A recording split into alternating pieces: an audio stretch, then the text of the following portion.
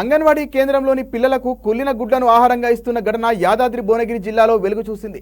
ఈ ఘటనపై స్పందించిన మాజీ మంత్రి బీఆర్ఎస్ వర్కింగ్ ప్రెసిడెంట్ కేటీఆర్ పసిపిల్లల ప్రాణాలతో కాంగ్రెస్ సర్కార్ చిలగటమాడుతోందని ఎక్స్ వేదికగా ఆరోపించారు. అంగన్వాడీ కేంద్రాల్లో పిల్లలకు ఆహారంగా కుళ్ళిన గుడ్లు ఇస్తున్నారన్నారు. భువనగిరి పెద్దవాడ సమ్మత్ చౌరస్తా అంగన్వాడీ కేంద్రంలో ఆ కుళ్ళిన గుడ్లు చిన్నపిల్లలు తింటే పరిస్థితి ఏంటని ప్రశ్నించారు.